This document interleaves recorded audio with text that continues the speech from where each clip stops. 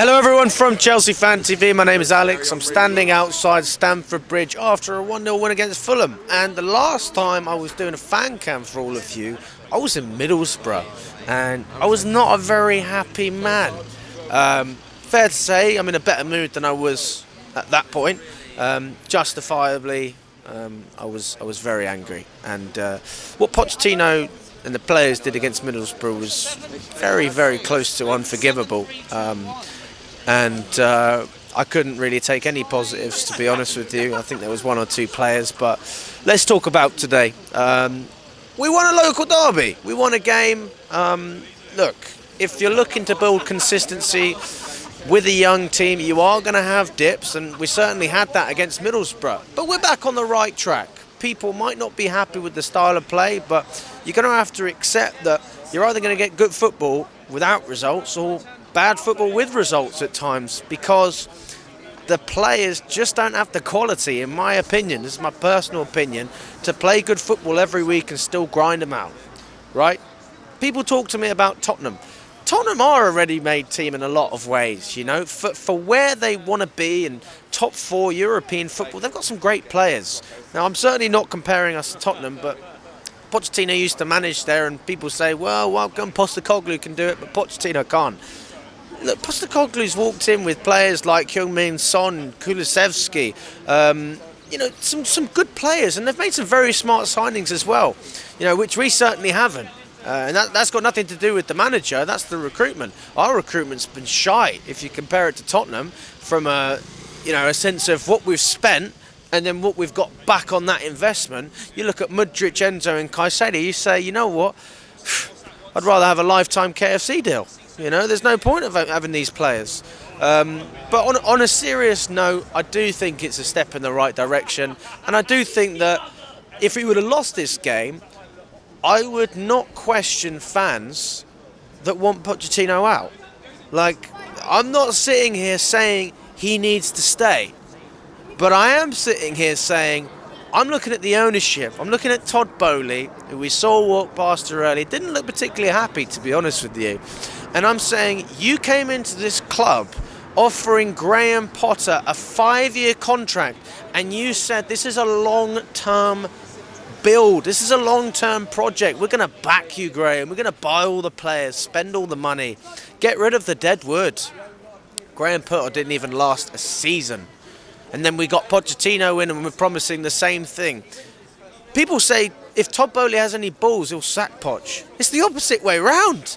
If he's got any character, he won't sack him, because he really would believe in the project, in the process.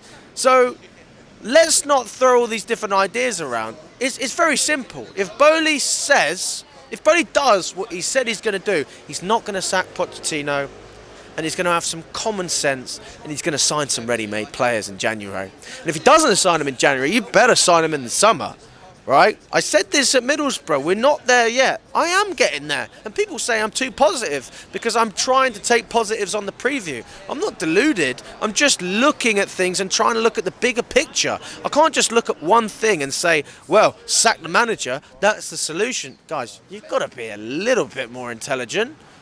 You know, I'm not exactly saying something that nobody else knows. These are just facts. These are facts. Pochettino, he didn't do this with Spurs. He didn't do this with Southampton. They had better players, like when he walked in. Pochettino walked into a Southampton side that were established. You know, they were a good Premier League team, and he made them European quality. He walked into a Tottenham team. They weren't qualifying for Europe. They were consistently in the Champions League. Don't tell me he can't do anything with Chelsea. Now, whether that's with this Chelsea squad, that is a different matter, which is why I spoke about Boehly earlier and why we need to sign the players, the ready-made players. Right? Don't go out signing 3 Brazilian wonder kids. I don't want to hear it. Fabrizio's literally coming out now saying, look, I'm sorry, Chelsea fans. I'm just saying it how it is. That's what you're doing right now. So I'm begging you, please sign some ready-made players. Give me a striker.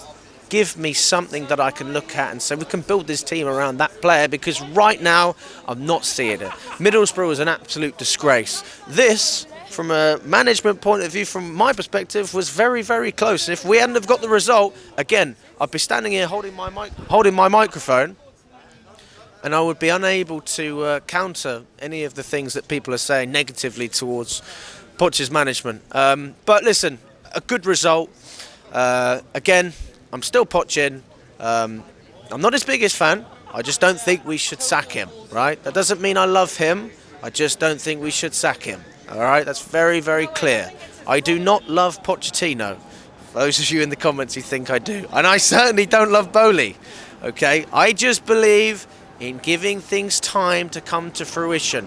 Arsenal needed time. Liverpool needed time. Things don't click straight away. United still need time, all right? And they have owners who don't care about winning. At least we can see that there is an effort from Boehly to try and win. It's not a very good one, but it is an effort, okay? If he can win with the Lakers, if he can win with the Dodgers in America, I can imagine he will want to do the same thing with us. You don't buy a football club to sell it on and not win anything. Even if he wanted to sell it, he'd want trophies to back it up, so it's a good investment.